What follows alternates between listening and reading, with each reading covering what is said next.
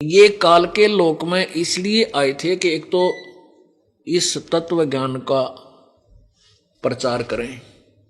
अब ये तत्व ज्ञान परमात्मा ने 600 वर्ष पहले लिपिबद्ध करवा दिया था और उसमें स्वयं परमेश्वर ने एक भूमिका करके दिखाई थी कि मेरा भक्त यदि गरीब ते गरीब भी होगा और मर्यादा में होगा, मैं उसके साथ रहूंगा जो मेरे वचनों का पालन करेगा। कैसे रहूंगा? जैसे कबीर परमेश्वर जी एक चुलाहे का कार्य करते थे, एक गृहस्थी की भूमिका कर रहे थे। हालांकि वो बाल बच्चेदार नहीं थे, उनके कोई पत्नी नहीं थी, लेकिन फिर भी परिवार था। मुंह बोले माता पिता जिनको कमल के फूल पर परमात्मा प्राप्त हुए थे, नीरू और नीमा, और दो, एक लड़का एक लड़की। एक लड़का मृत शरीर, एक लड़का जो मृत्यु को प्राप्त हो चुका था 12-13 वर्ष का, और वो जल प्रवाह कर दिया गया था। और शेख तकी नामक एक अनाड़ी पीर की फड़क निकालने के लिए परमात्मा ने वो मुर्दा जिंदा करके वो बालक अपने साथ रखा था बेटे के रूप में। ऐसे वो शेख तकी पीर की लड़की मर गई थी, उसमें कब्र में दबा रखी थी। कब्र फुड़वा के परमात्मा ने हजारों लोगों के सामने वह जीवित करी थी और हजारों व्यक्ति परमात्मा के शिष्य बन गए थे उस करिश्मे को देखकर। तो वह 12-13 वर्ष की लड़की परमात्मा के साथ बेटी के रूप में रही थी। ऐसे घर में 5 सदस्य थे, खुद मालिक, माता पिता, मुंह बोले और बेटा बेटी धर्म के, वचन के। तो वो एक गृहस्थी की भूमिका परमात्मा ने निभा के दिखाई, क्योंकि हमारे को इतना अज्ञानी बना रखा था। ये जो संत ऋषि बने फिर हैं, घर छोड़ दे हैं, वो नो कहें गृहस्थी थोड़े पार हो सकते हैं। जो घर छोड़ गया बस वो पार होगा। तप करे, कठिन साधना करे, मुंड मुंडाले का कति जटा भारी रखवा ले। परमात्मा कहते नहीं, मुंड मुंडाले चाहे जटा रखा ले, जब तक आप सत भक्ति नहीं करोगे पार नहीं हो सकती, आपका कोई ठिकाना नहीं। तो परमात्मा ने वो लीला की थी एक बहुत गरीब व्यक्ति की। सारा दिन कपड़ा बनते थे और उस कपड़े में से जो भी कमाई होती थी, हफ्ते में जो बनकर तैयार होता था, जो भी उससे सेल करते थे या उस कमाई की, उस कपड़ा बुनने की जो मजदूरी होती थी, उससे जो खाने का एक हफ्ते का राशन आवश्यक ले आते थे। बात जो शेष बच जाता था उसका धर्म में लगा देते थे, धर्म यज्ञ कर देते थे और हैंड टू माउथ रहा करते थे। और साथ में ये प्रचार किया करते थे इन मुल्ला और काजी और उन नकली पंडितों की जो है उनके द्वारा दिए हुए ज्ञान की धज्जियां उड़ाया करते थे, उनके अज्ञान का पर्दाफाश करते थे। परमात्मा के सामने कोई भी नहीं टिका। और ज्ञान सब ज्ञानड़ी ये कबीर ज्ञान सो ज्ञान, जैसे गोला तोब का वही करता चले मैदान। कबीर परमेश्वर का ये तत्व ज्ञान ऐसा है जैसे तोब के गोले ने जहां ठोक दे वहां किलों को ढा करके प्लेन बना देता है। ऐसे ही काल के अज्ञान के किलों को ये परमात्मा का तत्व ज्ञान तोब के गोले की तरह उड़ा रहा है। तो वो काजी और मुल्ला और पंडित और ये ऋषि जो अज्ञान प्रचार करते थे, परमात्मा के ज्ञान के समक्ष वो स्तब्ध रह गए। अब उन्होंने सोचा कि तुम्हारी रोजी रोटी खत्म हो जाएगी, इसलिए वो कबीर परमेश्वर के विरोधी बन गए। परमात्मा को मारना चाहा, मरे नहीं। एक उबलते हुए सरसों के तेल के कढ़ाई में डाल करके मारना चाहा, मरे नहीं, जो के तो बैठे रहे। झेरे कुएं में डाल के ऊपर से छड़ी मिट्टी ईंट डाल दी, बुरा हाल फुल कर दी, तो ही परमात्मा बाहर बैठे पाए। जब उन्होंने देखा कि ये किसी प्रकार भी ना तो ज्ञान से हार रहा है और ना ही ये मारे से मर रहा है, तो उन्होंने फिर एक मीटिंग करी कि एक ऐसा काम कर दें कि यो घर छोड़ कर भाग जा, इस नगरी ने त्याग दे, इसकी इतनी बेइज्जती करवा दो। उन्होंने क्या किया कि चिट्ठी लिख कर पूरे देश विदेश में, पूरे हिंदुस्तान में बहुत दूर तक भेज दिया, संतों के पास, मंडलेश्वरों के पास। पहले क्या होता था, एक एक संत 500-500 चेले रखा करता, 100-100, और वो जमात बनाकर चलता फिरता था। धार्मिक लोग थे, जहाँ भी वो मंडली आती थी लोग सेवा करते थे, पूजा करते थे, धन देते थे। उनकी कमाई के साधन बना रखे थे उन नालायका ने, भक्ति तो थी नहीं। तो उन सब के पास चिट्ठी लिख दी कि कबीर पुत्र नीरू और इस दिन से प्रारंभ करके 3 दिन तक भंडारा करेगा और मोहर असरफी ऊपर रख कर देगा, एक दोहर देगा। दोहर माने कंबल, जैसे आजकल ये सुंदर कंबल चल रहे हैं ना, बड़े गरम गरम से, ये विलायती से। तो उस समय दोहर जो होती थी, दोहर ऐसी सुंदर, इतनी कीमती होती थी वो। उसमें लिख दिया कि प्रत्येक संत और जो भी उसका शिष्य आएगा उसके ऊपर एक असरफी वर्तमान में सोने की 5, 10, 14, 15 हजार की है। तो एक असरफी मोहर और एक दोहर, जितनी बार खाना खाओगा उतनी बार देगा। यानी एक दिन में 2 बार रोटी खाई जाती, 2 बार ही ऐसे देगा और 3 दिन तक भंडारा चलेगा। और सभी आना अपने शिष्यों के समेत। अब ये पहुंच गई चिट्ठी, झूठी चिट्ठी डाल दी निकम्मा ने कि इसके पास कोई खान पीन होगी नहीं और वो आएंगे लोग, इसने कूट छेद कर भगा देंगे यहाँ से, आप भाग जाएगा। अब वो चिट्ठियां पहुंच गई उन मंडलेश्वरों, साधु संतों के पास, इन त्रिगुणमयी माया के उपासकों के पास। तो उस निश्चित एक चिट्ठी भेज दी सिकंदर लोधी के पास, बनारस से दिल्ली में, जो दिल्ली का बादशाह था। सिकंदर लोधी परमात्मा के चरणों में लग चुका था, उनका शिष्य हो गया था। सिकंदर लोधी को एक भयंकर जलन का रोग था, जो किसी भी साधना से, किसी भी ट्रीटमेंट से ठीक नहीं हुआ था। कबीर साहब ने अपने आशीर्वाद से सप्रस मात्र से ठीक कर दिया था। और भी बहुत से उसके सामने करिश्मे मालिक ने दिखाए थे, जिसके कारण सिकंदर लोधी हृदय से मान चुका था ये परमात्मा आए। उसके पास भी एक चिट्ठी लिख दी कि कबीर भंडारा कर रहा है और मैं भंडारा कर रहा हूं कबीर जी की तरफ से। और सिकंदर लोधी से कहा कि आप मेरे शिष्य हैं, आप अवश्य आइएगा। अब शेख तकी जो उनका धार्मिक गुरु था सिकंदर लोधी का, वो कबीर साहब से बहुत ईर्षा रखता था। उसने जब पता, सलाह तो उसकी माएँ थी, उसने सिकंदर लोधी से पूछा कि तेरा गुरु वहाँ भंडारा कर रहा है, तो आप चलोगे क्या नहीं? सिकंदर बोला कि ये कैसे कह दी, मैं ना चलूंगा, मैं अवश्य चलूंगा। तो सिकंदर लोधी 4-5 दिन पहले प्रस्थान कर दिया, हाथी पर बैठ कर आया, बनारस पहुंच गया उस निश्चित दिन को। उधर से वो संत साधु जो वो भी पहुंच गए, 18 लाख, 18 लाख व्यक्ति वो संत पहुंच गए, 18 लाख। उत्तरा गजब हुई है। पुण्यात्माओं, अपना बारात आती है ब्याह में, 70-80 आदमी होते हैं और 3 दिन पहले कढ़ाई चढ़ जाती है, 3 दिन पहले। और घर वाले गांव वालों को कह तुम 5-6 खाइयो, पहले बारात न जमा दो, कदे थोड़ा रह जाए। और वो 18 लाख और एक झोपड़ी में रहने वाले एक व्यक्ति के साथ ऐसा जो अनर्थ किया उन लोगों ने, जुल्म किया।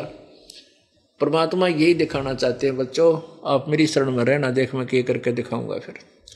अब उसमें क्या किया, रविदास जी जो थे वो कबीर साहब के साथी थे, उनके शिष्य हो चुके थे। ज्यादातर वो दोनों निकट रहते थे, क्योंकि और पंडिता और धार्मिक लोगों से उनकी राशि मिला नहीं करती, विचार विपरीत थे।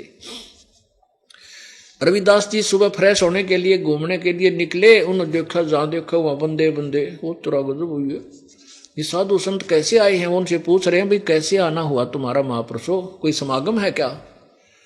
तो वो पूछते हैं कि काशी वालों तुम कौन सी दुनिया में रहते हो, तुम्हें नहीं मालूम?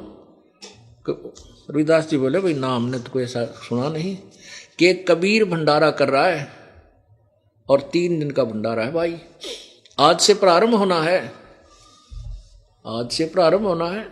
कौन कबीर? कि वो नीरू पुत्र न्योकन थे। अब रविदास जी तो स्तब्ध रह गए, तेरा गजब होइयो, गुरुजी ने मेरा जिक्र भी नहीं कर रखा, कोई बात होती तो चर्चा चाला हो। तो उसने पूछा भाई तुम्हारे, वो जान गया कोई जालसाजी है किसी ने कम्या की, झूठी चिट्ठी पाऊंगी ये। रविदास जी ने पूछा कि दिखा कोई पत्थर है तुम्हारे पास, कहाँ ये रे। अब रविदास जी ने देखा, जो भी कहे हमारे पास चिट्ठियां हैं वैसे नहीं आते हम, पूरे शिष्यों के साथ, देख ये लिख रखा है। अब रविदास जी कित का फ्रेश हुआ था, उल्टा आ गया, वापिस आकर कबीर जी के पास पहुंचा, परमेश्वर के पास जाकर कहा प्रभु आज तो बात बिगड़ गई। परमात्मा जानी जानते हो, जाने थे पर जान बोले बनना पड़ता है। कहने की क्या बात होगी भगत। रविदास जी ने बताया परमात्मा लगभग लाखों लोग आए हुए हैं, कई लाख लोग आगे हैं और आपके नाम की झूठी चिट्ठी डाल रखी, कबीर भंडारा देगा और मोर एक दोहर यानी एक कंबल और एक असरफी, जितनी बार खाना खाओगे उतनी बार दान करेगा। अब इस लालच में दुनिया टूट कर पड़ेगी, बहुत ये स्वार्थी संत आए हुए। कबीर परमात्मा बोले कि भगत आजा बैठ जा और भीतर तो सांकड़ डाले अपनी कुटिया के वजन कर। इस आपत्ति न वो टालेगा जिसकी शरण में हम पड़े हैं। आप पे आरती आप पे साजे, आप पे किंगर आप पे बाजे, आप पे ताल झां झनकारा, आप नचे आप देखन आ रहा। परमात्मा आप पे सारी लीला कर रहा है, आप ही भगवान है, आप ही एक दास की भूमिका कर रहा है कि बच्चों तुम नो रहना मेरी शरण में, फिर देखना मैं कैसे डूडा ठाऊंगा। अब वहां बैठ के चुप करके कि भजन कर माला ले ले, आपत्ति में भगवान याद करते, वही हमारी आपदाओं को दूर किया करता है। और आज की रात पूरी होने दे, रात में मैं भाग जाऊंगा अपने माता पिता बच्चों को लेकर के, हैं किस पे लेंगे भंडारा, ये बस आज का दिन पूरा होने दे और दरवाजा मत खोलना। उधर से परमेश्वर ने क्या किया, अपना ही अन्य रूप धारण किया, सतलोक में पहुंचे अपने निज घर में, अपने देश से। वहां से 9 लाख बैलों के ऊपर 9 लाख बैलों के ऊपर गधे जैसा बोरा डाल के थैला, 9 लाख बैलों के ऊपर सामान धर के पकाया पकाया, जलेबी लाडू कचौरी बर्फी दही बड़े रोटी हलवा पूरी सारे तरह की, और साथ में वहीं से कुछ आत्माएं लेकर आए उनके साथ। तो एक बंजारा होते थे पहले। बंजारे क्या होते थे कि बैलों के ऊपर थैले डाल कर ट्रांसपोर्टेशन करते थे।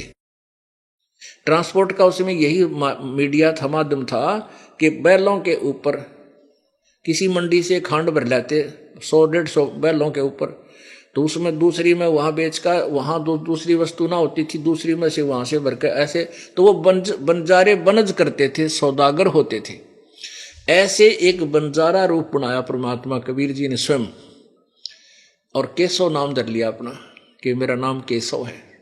और साथ में हजारों की संख्या में वो सतलोक से आए भांस आत्माएं, वो बंजारे यानी व्यक्ति जो सेवादार बन के आए। और वहाँ काशी के चौपड़ के बाजार के अंदर बहुत बड़ा क्षेत्र था, पहले खाली स्थान था, वहाँ पर तंबू ला दिए, बंदी छोड़ दे। और उन तंबुओं के अंदर न्यारे न्यारे आइटम, एक में कचौड़ी, एक में पूरी, एक में हलवा, देग के देग भर दिए ठाडे। और वो जो बंजारे आए थे वो लग गए उनको रोटी राम खिलाने, पूरी राम हलवा राम, और जय जयकार होगी। अब जो भी खावे उंगली चाटता रह जावे, होए होए, और गुणगान करे रहे, धन्य है कबीर की, धन्य है कबीर ने मौज मचा दी। और वो केशव ने उनको कह रखा कि जो भी रोटी खा के उठे, एक दोहर और एक मोहर असरफी साथ देना, और वो बांट रहे हैं। जय जयकार और ये कबीर भगवान, कबीर व भंडारा हो तो कबीर कैसा करे, कबीर जैसा करे, भाई बड़ा भगवान आत्मा, भाई बहुत बड़ा सेठ है। अब उधर से सिकंदर लोधी पहुंच गया भंडारे में।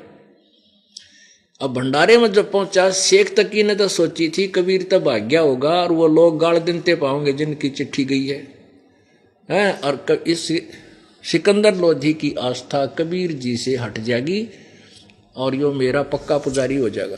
और जब जाकर उस सिकंदर लोधी के साथ वो पीर भी आया था शेख तकी, जब उसने देखा वहां तो भंडारा के कमाल माच रहा है, वो तो हद हो रही है।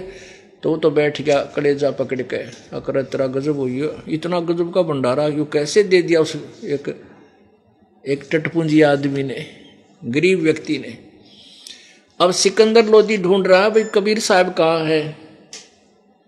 तो वहां के लोगों ने बताया कि हमने बेरा ना कबीर कहाँ है, पर एक सेठ बैठा है इस तंबू में।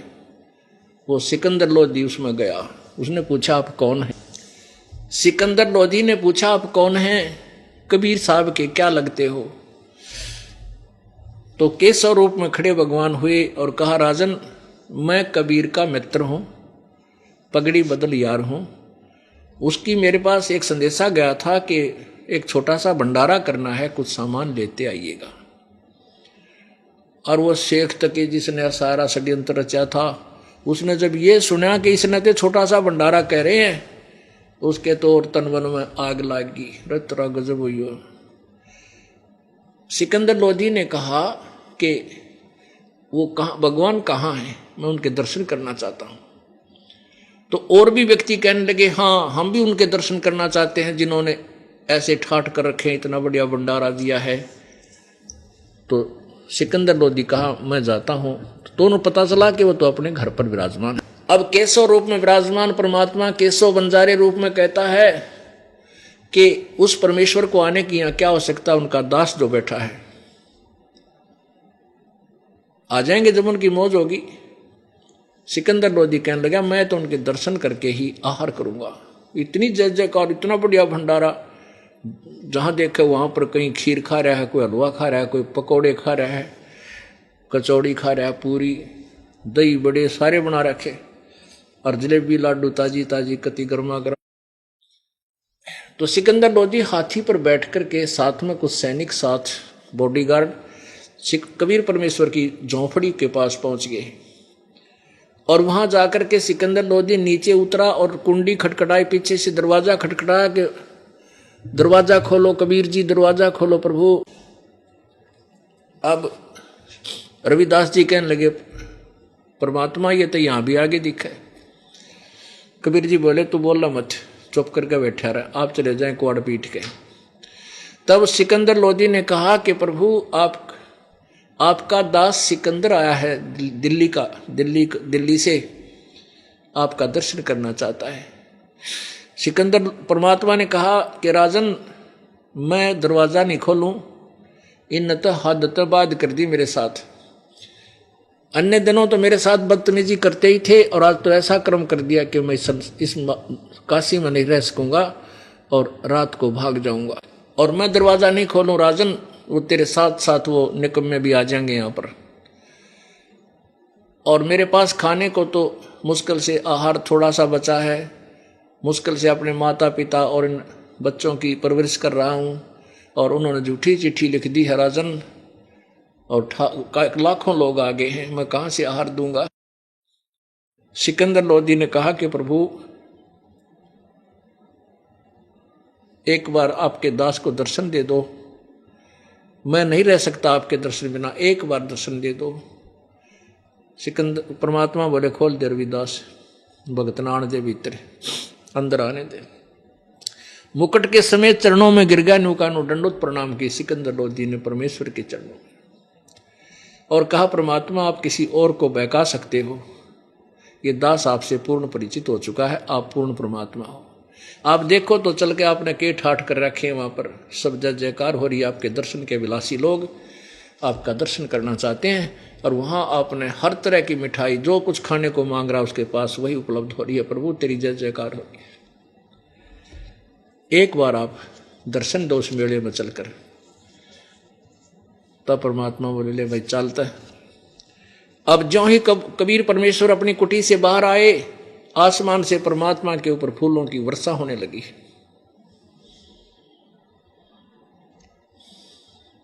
सिकंदर लोधी ने अपने जो हाथी की अंबारी होती है, रूम होता हाथी के ऊपर, बहुत सुंदर होता था,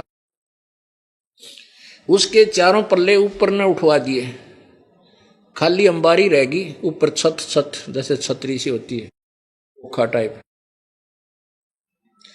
उसमें रविदास जी ने चंवर ले लिया, अपने गुरुदेव के ऊपर चंवर करने लगा। सिकंदर लोधी ने कहा भगत मुझे दे दे सवर। आप तो रोज ही सेवा करते हो गुरुदेव की, आज मुझे सौभाग्य मिला है मैं भी सेवा कर लूं। सिकंदर लोधी ने रविदास जी और कबीर जी को हाथी पर बैठाया, स्वयं भी बैठे, और कबीर परमेश्वर के ऊपर अपने हाथों से सिकंदर लोधी दिल्ली का बादशाह सेवा कर रहा, चंवर करता हुआ, और उस मेले में आ गया जहां पर भंडारा चल रहा था। अब लोग पूछ रहे हैं वो कौन सा है कबीर? काशी के जो परिचित थे वो कहते वो बैठा जिसके ऊपर ये राजा चंवर कर रहा है, राजा चंवर कर रहा है, इस गरीब से आदमी पर काशी वाले तो नो कूदे। और जो पुण्य आत्मा थी वो कहे भाई तो इससे भी ज्यादा पूजा करने योग्य है जिसने ऐसे भंडारे ला दिए, ये भगवान बिना नहीं हो सकते ये काम। तो कुछ पुण्यात्मा थे उनमें साधु संतों में, वो कहते थे तो भगवान से भाई ऐसे भंडारे हुआ करेंगे, गिरी तुम बताओ इसके खान ने भी दाने को ना यहाँ ठाट कर रखे। तो बुद्धिमान लोग तो अच्छी वाणी बोलते हैं, मूर्ख लोग ऐसे ही बोलते हैं। अब पूरी उस मेले में का घूम के और फिर उस तंबू में पहुंच गए जहां पर केशव रूप में बंजारा बैठा था। वहां परमात्मा के पहुंचते ही अपने आप एक तख्त सतलोक से आकर विराजमान हुआ, उसके ऊपर सुंदर गद्दे सफेद टाइप के, सुंदर चादर चारों तरफ से लटकती हुई बिछ गई और परमात्मा विराजमान हुए कबीर जी। सिकंदर लोधी अलग बैठ के और तंबू को उठा दिया, वहां से साइडों से हटाकर ऊपर ऊपर की छत रख ली, सीलिंग। तो वहां कबीर जी, कबीर परमेश्वर जो जुलाहा रूप में और दूसरा रूप उन्हीं का डबल रोल केशव रूप में, वहां बैठ करके कहते हैं 12 घंटे तक गोष्ठी चली, 12 घंटे सत्संग किया उस परम पिता ने कि ताकि अंधे लोग समझ ले मुझे। केशव प्रसन्न करता है कि कबीर तू इसे गंदे लोक में क्यों आया, तू इनका भला चाहता, ये तेरा बुरा करते हैं। कबीर परमात्मा कहते केशव तू नहीं जानता ये मेरे बच्चे हैं। आज कोई हिंदू बना है, मुसलमान बना है, तो कोई कुछ भी बना है, ये मेरे बच्चे हैं। काल ने इनको आपस में विरोध कर रखा है और मैं इनको सद्मार्ग देने आया हूं ताकि मुझे पहचान ले।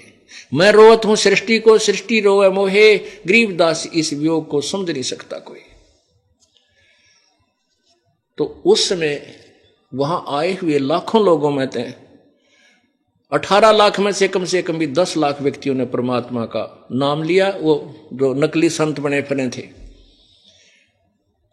और जब भंडारा समाप्त हुआ, सारा सामान लाद के बचा हुआ उन बैलों के ऊपर और दरिया को पार करने लगे। गंगा में इतना तेज पानी चला था नो कति ऊपर का बहुत गहरा पानी, और जो ही वो बैल चलने लगे गंगा का पानी बिल्कुल 1 फुट रह गया। अब सिकंदर लोधी भी देख रहा है, सारी जनता देख रही है कि एकदम इतना डाउनफॉल आ गया गंगा दरिया में। और जब सारे वो बंजारे और वो बैल उस पर पार हो लिए, वो उसी प्रकार पानी फिर फुल हो गया। अब कुछ देर के बाद सिकंदर लोधी की दृष्टि गई कि कहां तक के कबीर जी वो केशव से कहने लगे कि केशव हे बंजारे आपके तो बैल बहुत दूर जा लिए होंगे, देख चले जाओ कहीं दूर ना। देखा तो वहां कोई बैल नहीं, थोड़ी सी दूर गए थे, वहां से अंतर्धान हुए और सतलोक में पहुंच गए। अब सिकंदर लोधी दूर दूर तक देख रहा है ठाठा के कहां गए कहां गए। परमात्मा बोले कि वो तो गए जहां से आए थे। इतने में जो केशव रूप था वो उठकर और कबीर जी के अंदर समा गया, वहां अकेले कबीर परमेश्वर रह गए। बोलो सतगुरुदेव।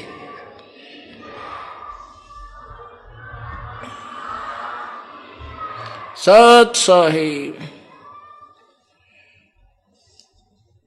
जब सिकंदर लोधी ने पैर पकड़ दिए, परमात्मा आज मेरी कति चौंध टूट गई, आप सचमुच भगवान हो।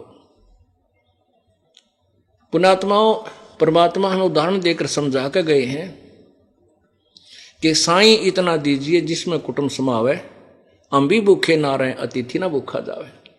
अब 18 लाख अतिथि आगे 3 दिन के खागड़े और 3 दिन छका दिए परमात्मा ने। जो ऐसा भोजन कोई करा नहीं सकता अतिथि को जो परमात्मा के, यानी हम अब वहां परमात्मा आप ही भूमिका कर रहे हैं एक अच्छे भगत की, कि आप ऐसे भगत होगे तब भगत परमात्मा आपके गणा निकटाओगा। हम चाहते हैं स्वयं धनवान बनना और घनी माया जोड़ जाड़ कर आंखों कदे कल ना पावे। कहते मेरी शरण में आकर तू भूल जाए इन बातों ने, कहते कल्पे कारण कौन है, कर सेवा निकाम, और फल इच्छा मन इच्छा फल देऊंगा जो पड़े मेरे ते काम। कि तेरी कल्पना से क्या बनेगा नालायक, तो निष्काम भक्त कर सेवा मेरी, कर भक्ति साधना करता रहे, और जब धनी का काम पड़ेगा ना, जब देखिए तेरे आगे क्यों कर खड़ा पाऊं। तो यहां धनी का काम था जो परमात्मा के ऊपर आपत्ति आई, वहां परमात्मा पे आपत्ति नहीं, एक भक्त पे आपत्ति आई, कबीर पे।